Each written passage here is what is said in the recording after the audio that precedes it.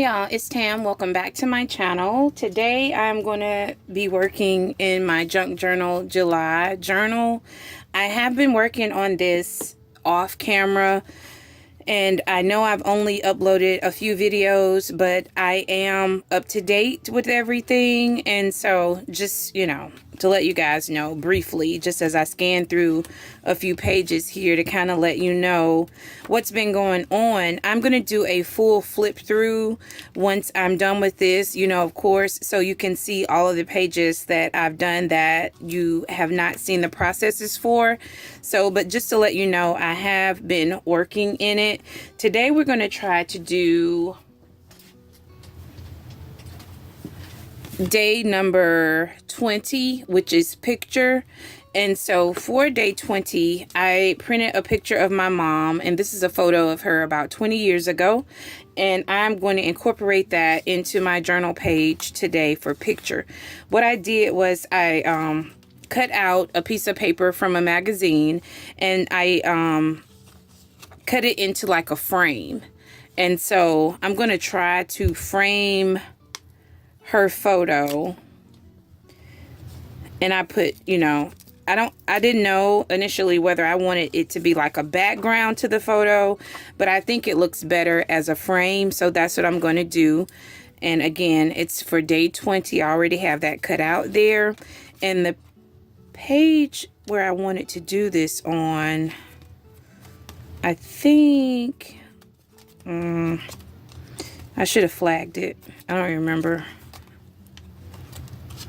what page that I want to do this on. I'll know it if I see it.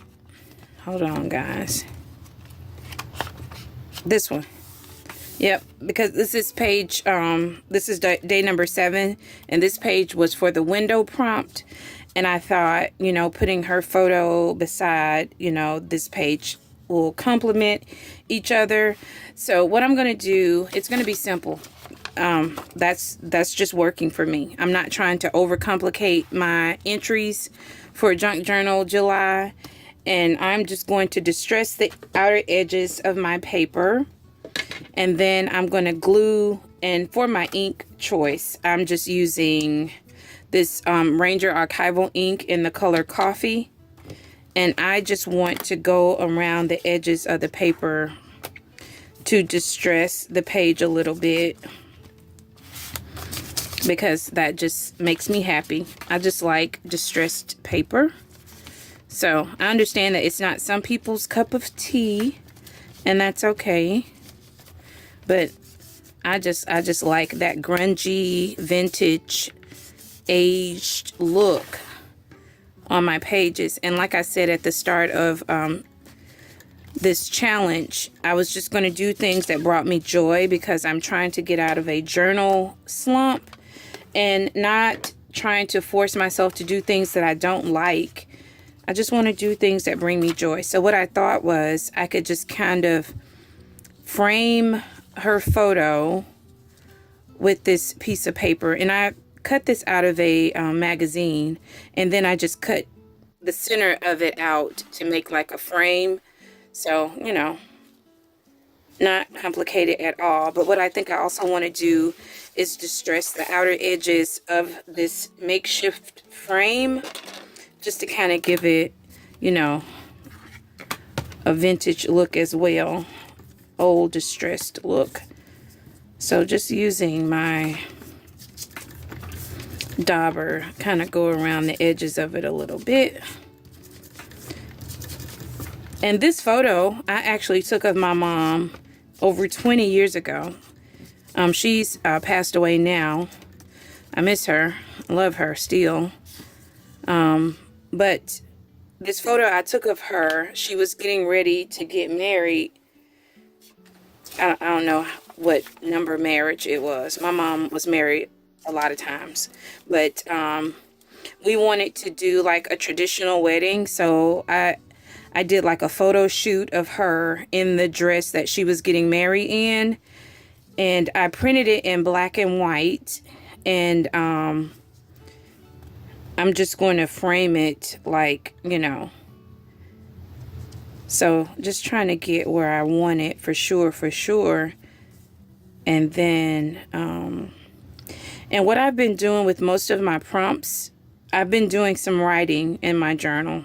I know, you know, some people may not be doing that, but I am. But for this page, I'm just trying to figure out how I would do that. I'm going to distress around this word picture as well.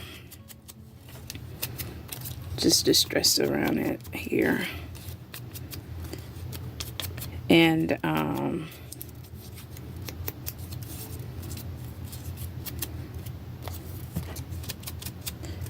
distress around this, and then try to figure out how I'm going to incorporate my writing into this. I think I could make like a little slip where I can kind of like tuck like a little journaling card or something underneath the photo, but that would require me to glue the photo down onto the paper and then probably even give this a backing, or even, let me figure that out. I'll figure that out and I'll be back to show you guys what I decide to do with that. But I don't want to waste time brainstorming that when I don't even know where I'm going with that. And this can end up being a longer than necessary video. So hold that thought. Okay, so what I decided to do was glue her picture down on the magazine paper. And then I'm going to take a piece of cardstock and just glue it on the back of here to kind of give it some stability. And I think I'm going to use wet glue for this cardstock. And this is just some PVA glue, you know, nothing spectacular, which clogs up just as easily as this PVA glue clogs up just as easily as my I have lost words, as my fabric tag. There we go. I guess my brain had to reboot. It had to get itself back together. So I'm just going to glue this. Wait, there's no glue around the edge there. I mean, I'm not trying to, well, I guess I need to make sure that it's going to adhere properly. Okay, so I've glued the backing on there and it's made it a lot more stable, which is obviously the point of doing that. I definitely want it to adhere to this paper in my journal properly, but I also want it to be stable so that I can actually get something behind it, like this journaling card. And I just pulled this from my stash, and I am going to like just glue both sides and the bottom. And I think I want my journaling card to come from the top, or I don't know, I could probably, no, I think I want it to come from the top or even the bottom, but not from the side. Definitely, I think I'll have it coming from the bottom. So do the top and both sides, glue that down. Okay, so that's glued down except for the bottom. I left that, and maybe I should put a little bit on this end part here. I would normally store my glue upside down, but with this glue, it'll leak into the top, like, for whatever reason, even though the top of the glue goes into like this little hole. I don't know if you can see that, but if I flip it upside down to store it, just so I won't have to fight with it to get it out every time, it leaks into that top. And so I like this PVA glue. I mean, I got it in bulk, like I think 3 bottles at a time comes in it, or used to. It's been a long time since I bought any. So I'm going to store that under the bottom like that, so I can just pull it out and journal on it. I think I want to distress around the edge of my journaling card as well. Kind of give it that grungy look. And so it's just going to slide under the bottom of the photo like so. And I'm going to glue my title or prompt word for the day up here at the top, I think. And I will use just a glue stick for that.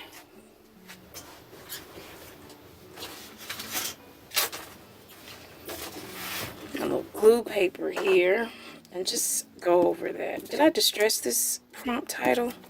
Yeah. And I'm just going to glue it to the top like so. Get it on there straighter. You don't have to be perfect, but a little bit straighter. And that's how easy this entry is. I'm going to do some journaling on my card off camera. That's not something I'm going to bore you guys with, but that is prompt number 20, picture. I just used a magazine page. I cut it into a makeshift frame, and I just glued the photo on the back of it, and I'm using it as a little tuck spot for this journaling card, and I'm going to write on it. And that's how easy that was. So again, I appreciate you guys. I'll do a flip through of all the pages once I'm done. I am really enjoying this challenge. It's definitely getting me back into the habit of journaling on a regular basis, because I have not been doing that this year. I've just lost my creative gumption. And I just needed something to kind of push me back towards doing what I like to do. And so, again, this has been a great prompt. I'm so glad to be a part of Junk Journal July. And I will post Meg's information down below if you're not familiar with Junk Journal July and just happen to have stumbled upon this video.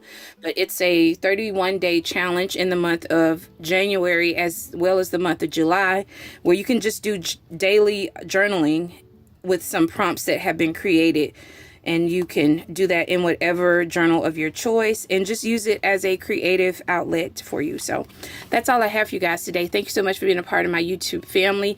It is always a pleasure to jump on here to spend a few minutes with you guys. I appreciate you, and I look forward to seeing you in my next video. Bye.